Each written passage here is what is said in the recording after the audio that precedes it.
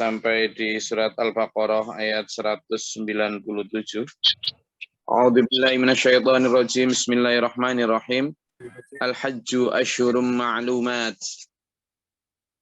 Musim haji itu pada bulan-bulan yang telah dimaklumi atau ditentukan ya. Jadi haji itu sebuah ritual yang tidak perlu dipertanyakan. Nah, gitu. Jadi tidak ada ijtihad terkait dengan ritualnya ya. Tidak ada. Jadi misalnya ada beberapa waktu yang lalu yang hendak mencoba untuk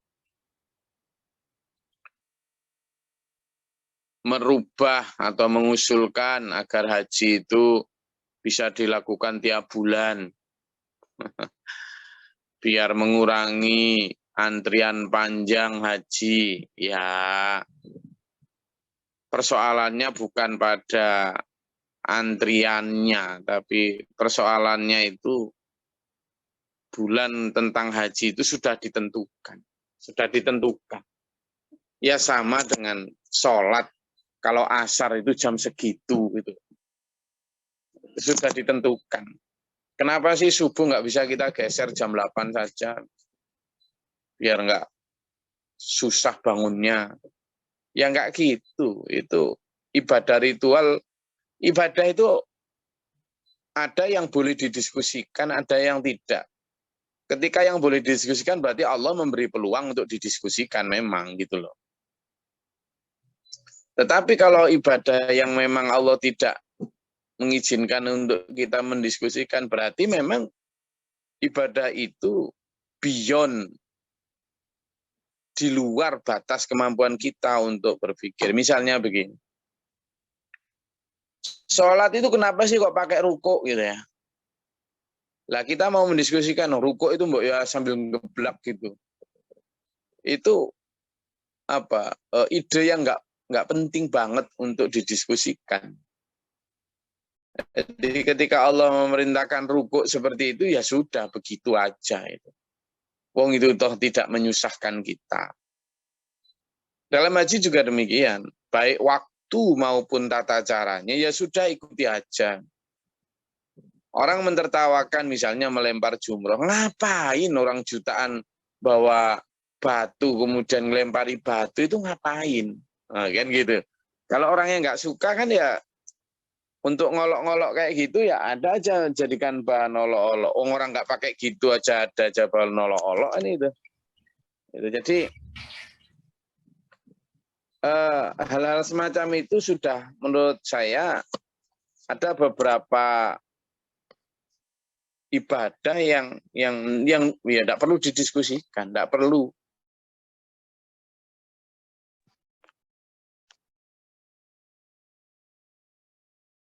Apakah Nabi Adam itu makhluk pertama? So what gitu loh. Emang kalau tidak makhluk pertama atau makhluk pertama itu pengaruhnya ke perilaku kita apa? Apakah jumlah jin itu, setan itu apa? Ada apa dengan begitu? Ada apa? Jadi sesuatu yang sifatnya seolah-olah menarik tapi sama. Nah, tentang haji juga gitu. Waktunya sudah ditentukan. Waktu haji itu bulan-bulan yang sudah ditentukan, yaitu bulan yang jelas-jelas di ayat ini ya, ayat 197 ini adalah bulan-bulan yang dimaklumi haji itu, yakni pada bulan Zulqaidah dan Zulhijjah. Ya, maklumat itu. Zulhijjah terutama itu di awal-awal itu sudah musim haji itu. Nah, tapi famang faradha fihinnal hajja, barang siapa yang kemudian mengerjakan ibadah haji, ada beberapa hal yang menjadi syarat. Misalnya di sana tidak boleh fala rofatha, berkata jorok, atau juga berbuat jorok, nggak boleh. Wala fusuqa, dan jangan berbuat fasik. Apa sih berbuat fasik itu? Ya menipu, ya berbohong, ya menggunjing, macam-macam itu. Ya, wala jidala. Nah ini, apalagi sampai jotos-jotosan. Jidal aja enggak boleh. Apa itu jidal? Berdebat. Berdebat padahal dulur, kalau sampean di sana itu nyaris tidak mungkin menghindari seperti ini. Bukan kok tidak mungkin. Sulit sekali. Sulit sekali. Sekarang misalnya tentang sandal aja. Sandal misalnya. Sampean mau taruh mana sandal itu ketika naik ke Masjidil Haram? Iya kan? Orang kalau 2 juta orang saja, berarti ada 4 juta pasang sandal. Ya kan? Ada 4 juta sandal. Ditaruh di mana? Tidak ada tempat penitipan 4 juta sandal itu. Nah, ketika begitu sampean taruh di situ, terus hilang, hati kan ngumpat-ngumpat tuh. Ngumpat-ngumpat, padahal itu tidak boleh. Tidak boleh. Atau misalnya antrian panjang toilet. Hal-hal yang sepele ya. Pada saat haji itu, apalagi kalau haji akbar ya. Haji akbar itu kan haji yang pada saat wukuf di Arafah itu bertepatan dengan hari Jumat ya. Nah, orang kalau sudah pas haji akbar itu, penduduk Mekah asli itu juga ikut haji. Sehingga penumpukan jumlah jamaah haji itu makin banyak. Kadang sampai 5 juta, 6 juta. Itu. Bayangkan, toilet, kalau pas bareng orang 6 juta, orang pengen BAB atau BAK itu loh. Nah, toiletnya antrinya seberapa panjang? Bisa 1-2 kilo. Lah kalau sampean lagi kebelet, coba bayangkan, kalau lagi kebelet, terus ada orang di dalam yang lama banget. Jadi dia di dalam sambil ngerokok atau sambil HP-an, apa enggak kepengen mengumpat-umpat tuh. Nah, dari mana tahu ngerokok? Jebal-jebul kelihatan dari atas tuh, kayak sepur gitu. Itu kan. Enggak mau tahu. Nah, pada saat misalnya tawaf, itu kan kelilingi Ka'bah itu kan, orang-orang Indonesia kan ya paling tingginya 164, 165, 66, paling 170. Lah kalau saya ketemu sama orang-orang dari semak-semak belukar Afrika sana itu tingginya, Saman paling dikeleknya toh. Nah dia lagi ngangkat kan, labbaik Allahumma labbaik, kan tangan kiri ngangkat tuh. Ini kan Saman ada di sini apa sih? Nah itu kan desak-desaan. Jadi desel di sininya sama. Alhamdulillah. Lah kayak pas kayak gitu nggak pingsan aja untungnya mana itu. Ya kan? Lu bener. Sampean ketika di Masjidil Haram itu kan laki perempuan kan enggak terpisahkan tuh. Campur kan. Nah, pada saat itu kan desak-desaan. Kadang kita sujud itu, yang di depan kita pakai mukena besar itu, kita bangun itu di dalam gua hantu itu. Nah, jadi hal-hal seperti itu yang kadang membuat jidal ini sulit sekali dihindari. Nah, padahal justru disitulah letak ujiannya. Letak bagaimana kita bisa tetap memurnikan ibadah kita itu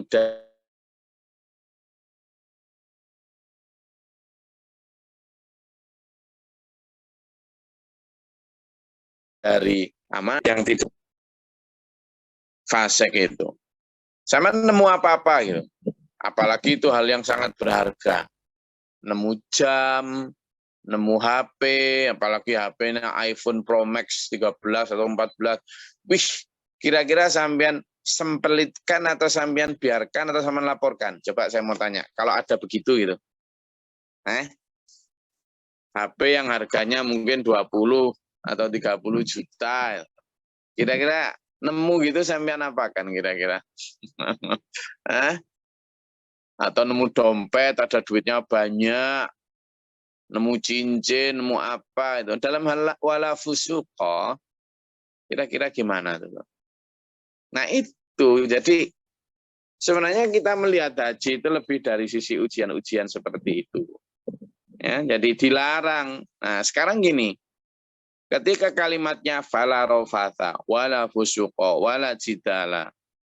Jangan berbuat berkata jorok, jangan berbuat fasik, jangan bertengkar.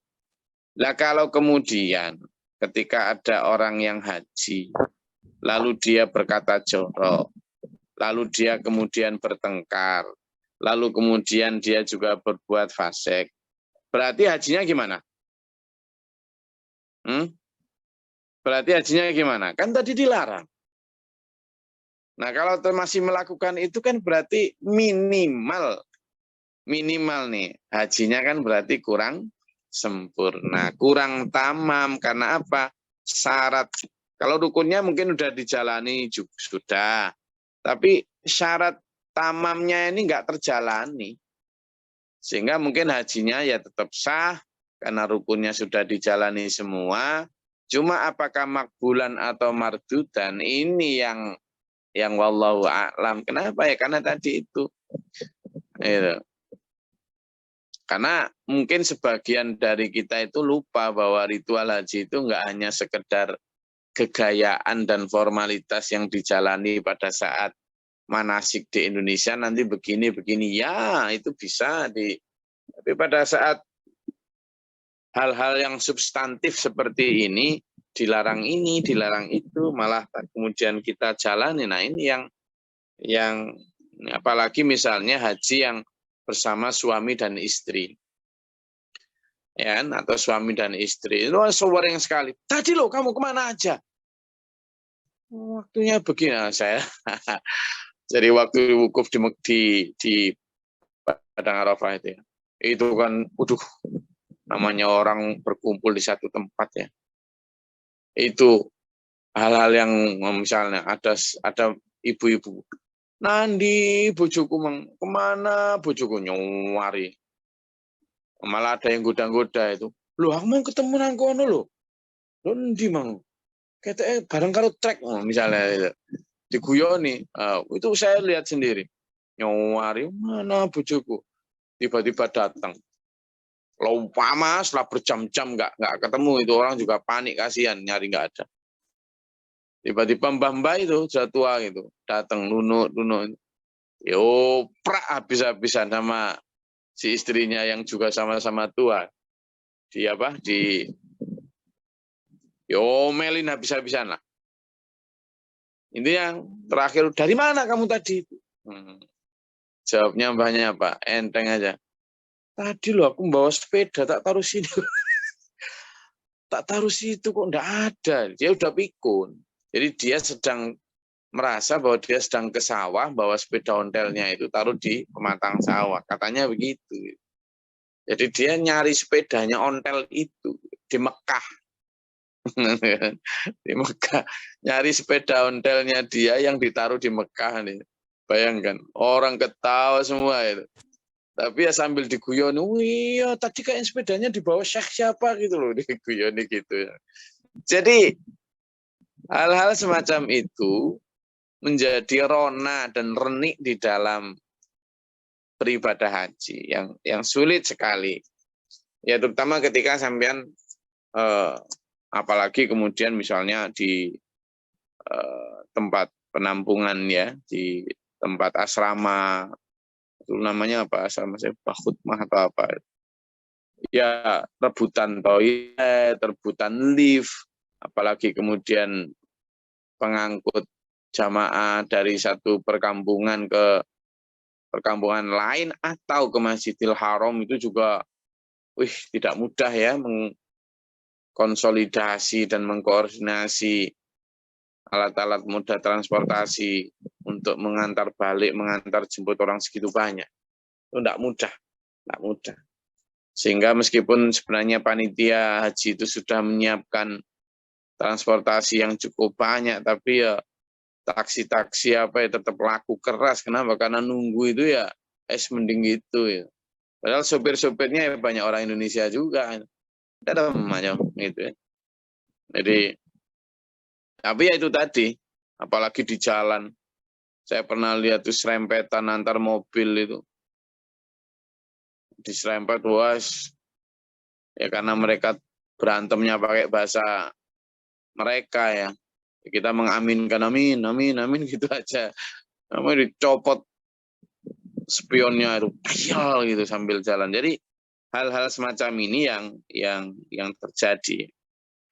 Wa ma taf'alu, dan apa saja yang kalian kerjakan min khairin ya'lamullah, apa yang kalian kerjakan tentang kebaikan, Allah pasti akan mengetahuinya. Banyak ketika kita berbuat baik itu jangan berharap atau minta ini itu sanjungan dan sebagainya. Tidak usah ya. Allah sudah mencatatnya. Watazawwadu fa inna khairaz zati taqwa. Dan kalian berbekallah. Jadi kalau mau berangkat haji, berbekallah. Tapi bekal yang paling baik itu adalah wa inna, dan sesungguhnya fa inna khairaz zati, sebaik-baik bekal itu adalah at-taqwa. Nah, dulur, jadi sebaik-baik bekal itu adalah bekal takwa. Artinya apa? Kalau kita itu satu, kalau haji, kalau kita maknai lebih luas ya, bekal kehidupan ini yang zaman perlu miliki, harta terbaik itu adalah takwa. Harta terbaik itu adalah takwa. Jadi kalau kita lihat ini kan akhirnya manusia itu sebenarnya yang paling kita cari dalam hidup itu. Karena itulah yang terbaik yang akan zaman bawa pulang. Nah, orang haji itu kadang bekal yang paling utama apa aja, Pak? Baju, piring. Disediain toh koper gede itu dari panitia haji itu, kita koper gede sudah itu. Kira-kira rata-rata para jamaah bawa koper lagi enggak? Bawa. Ya, apa salah ya? Enggak salah. Cuma kadang saking sibuknya menyiapkan itu sampai lupa menyiapkan bekal yang terbaik, yakni takwa. Gitu loh, Delar. Nah, bagi yang tidak haji, sama di dalam kehidupan kita ini, yang terbaik adalah takwa, bekal kita. Maka anak-anak kita pun kita warisi itu dulu. Yang perlu kita wariskan harta terbaik itu adalah takwa tadi. Baju aja loh, kata Allah baju terbaik itu libasut takwa. Coba lihat surat Al-A'raf ayat 26. Coba dibuka monggo. Surat Al-A'raf ayat 26. Bagi yang belum baca, monggo. Yang sudah dikasih kesempatan.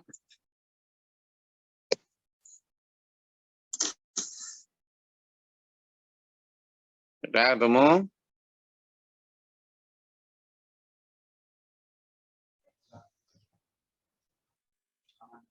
Monggo. Siapa? Silakan. Bismillahirrahmanirrahim. Oke. Wahai anak cucu Adam, sesungguhnya kami telah menyediakan pakaian untuk menutupi auratmu dan untuk perhiasan bagimu. Tetapi pakaian takwa itulah yang lebih baik. Demikianlah sebagian tanda-tanda kekuasaan Allah. Mudah-mudahan mereka ingat. Shadaqallahul adzim. Jadi kita sudah diberi Allah pakaian untuk bertutup aurat. Tetapi Allah juga menjelaskan pakaian terbaik itu adalah takwa. Jadi kalau kita merunut pada sejarah Nabi Adam alaihissalam diturunkan dari surga karena makan buah khuldi. Setelah makan buah khuldi, terlepaslah seluruh bajunya. Tiba-tiba hilang tuh bajunya. Lalu beliau berdua menutupi auratnya dengan daun-daun surga. Nah, sambil memunguti daun surga, bertobat menangis itu ya.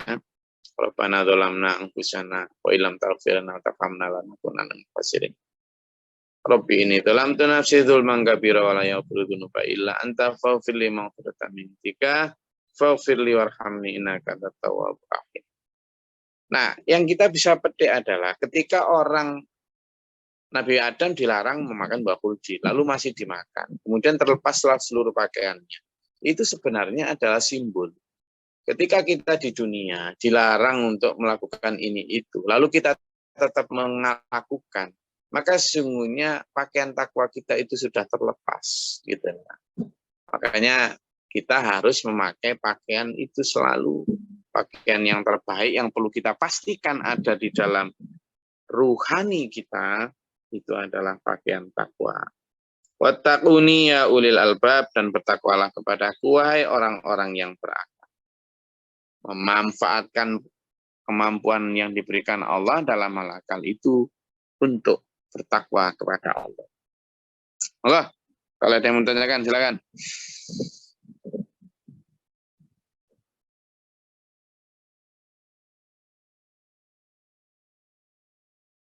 Silakan kalau ada yang mau disampaikan. Izin Gus. Yeah. Assalamualaikum warahmatullahi wabarakatuh. Salam. Tentang ini Gus, banyak apa tuh ya, bukan baik, ada yang mengiyakan, ada yang tidak. Tentang musim haji selama 2 bulan di sana, itu hampir 2 bulan, selama masih pakai tuh kan banyak yang menganjurkan, mumpung masih di sini kita umroh. Berarti berkali-kali mengatasnamakan orang tua, mengatasnamakan siapa yang belum ke sana umroh berkali-kali. Terus ada yang bilang, oh enggak boleh, di sana tuh umroh ya sekali itu aja waktu baru datang di Mekah. Itu nomor 1 Gus. Terus nomor 2, saya tadi malam lihat berita itu, katanya nanti bulan ini Idul Adha itu ada yang bilang ada 2 kali, ada yang Muhammadiyah, ada yang itu lainnya. Kita yang mana Gus? Soalnya kan antara Mekah dan di sini itu ya waktu itu tadi. Tolong dijelasin Gus. Makasih. Assalamualaikum warahmatullahi wabarakatuh. Ya, jadi mewakilkan haji itu boleh ya. Ada di zaman Nabi itu juga. Ya Nabi, orang tua saya dulu pengen berhaji dan sudah berniat haji, tapi karena kemampuan fisiknya tidak mampu dan ini sebagainya, lalu gimana? Ya sudah, kamu mewakili untuk melakukan ritual haji itu. Ya. Jadi itu dibolehkan untuk mewakili. Tapi yang kedua, tentang berapa kali mereka bisa mewakilkan itu tidak pasti karena ada perbedaan pendapat ya, ada perbedaan pendapat. Satu diantaranya bagaimana ketika wukuf. Kalau melempar jumroh misalnya beberapa kali bisa dilakukan, misalnya sa'i juga bisa beberapa kali dilakukan, tawaf juga bisa beberapa kali dilakukan.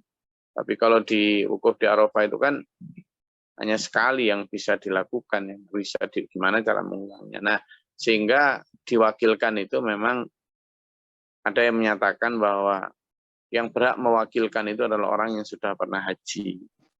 Nah, itu menjadi debatable. Tapi hukum dari mewakili seseorang untuk berhaji itu memang boleh. Lalu yang kedua tentang kapan waktu kita dalam beridul adha. Di SPMA selama ini mengikuti saja jadwal yang dibuat oleh pemerintah di dalam menentukan hari raya, dalam menentukan Ramadan, dan lain sebagainya. Simpelnya begitulah. Ya, jadi nanti kita lihat aja di tanggalan itu tanggal berapa, biasanya ya itu yang kita pakai di tanggal berapa itu, tanggal berapa sih di 29, berarti 29 itulah kita insya Allah beridul adha. Sudah mau kurban apa Bu Husnul? Insya Allah patungan Gus. Alhamdulillah. Maaf Gus, enggak yang tadi saya kan itu bukan badal hajinya.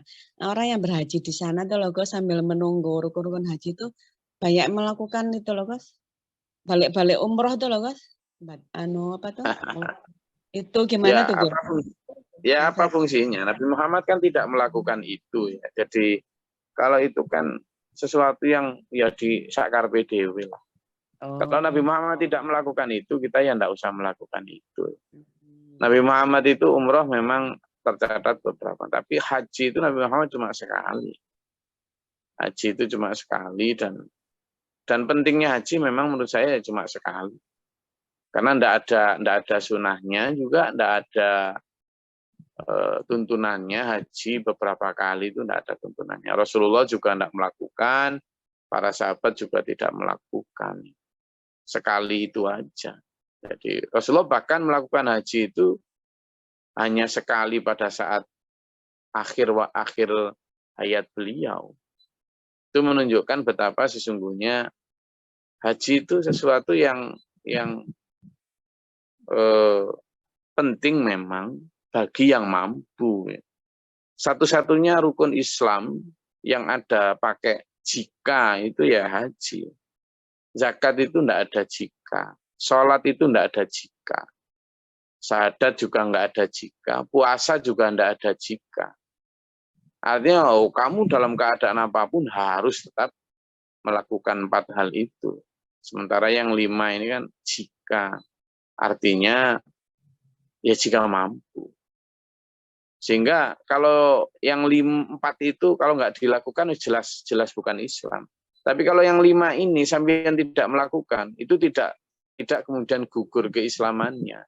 Kenapa? Karena ada kriteria yang bisa menjalankan itu. Sehingga orang-orang yang belum haji dan wafat itu bisa jadi bahkan mungkin tinggi derajatnya daripada orang yang sudah haji tapi melakukan hal-hal yang maksiat ya. Nah, sementara orang-orang yang mungkin secara ekonomi atau secara ini tidak diberi Allah kemampuan untuk haji, tetapi akhlaknya jauh lebih tinggi, kemudian wafat dalam keadaan husnul khatimah, ya bisa jadi nanti di akhirat jauh lebih ini. Jadi pengulangan haji atau pengulangan umroh itu tidak memberi kepastian bahwa seorang itu pasti akan luar biasa baik. Sehingga kalau menurut saya ya haji itu ya sekali itu sudah. Jika mampu itu pun. Jika tidak mampu ya enggak usah utang-utang ya. Ya, jadi enggak usah utang-utang. Kalau sampean utang untuk berhaji itu sama dengan tidak mampu. Itu tidak sah. Kenapa? Ya karena syarat rukunnya kan tidak terpenuhi. Itu manis tato'a bagi yang mampu. Lah kalau sampean utang-utang berarti tidak mampu sebenarnya. Tidak usah memaksakan diri, apalagi kalau kemudian berangkat dengan hutang lalu meninggal dalam keadaan punya hutang, waduh malah susah. Gitu maksud saya. Jadi kita tetap ya kalau kepingin haji itu boleh ya. Artinya karena memang itu rukun Islam, tapi jangan memaksakan diri. Mending sampean fokus pada 4 rukun yang paling utama dulu. Kalau memang sudah diberi Allah kelonggaran sisi sosial, kelonggaran sisi finansial, baru sampean berangkat itu monggo saja ya. Tapi kalau belum dan tidak punya kemampuan itu ya, teman coba perhatikan dulu syahadat sampean sudah benar belum, sholat kita ini sudah benar belum, sholat benar-benar ya yang merubah perilaku dari jelek ke baik, puasa kita gimana, zakat kita gimana, baik zakat fitrah, mal maupun dan seterusnya.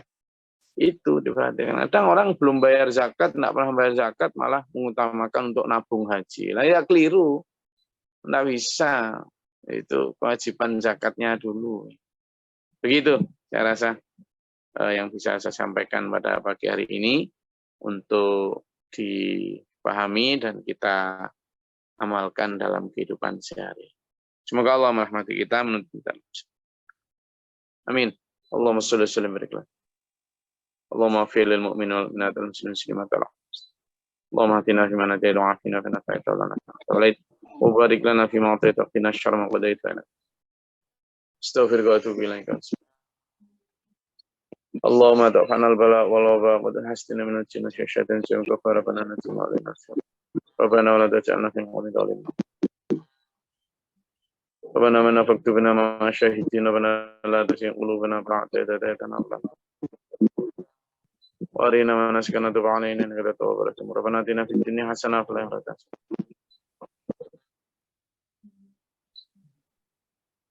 سبحان ربك رب العزه عما يصفون وسلام لله رب العالمين. السلام عليكم ورحمه الله وبركاته. Waalaikumsalam warahmatullahi wabarakatuh. Allahumma rahamna bil Qur'an waj'alhu lana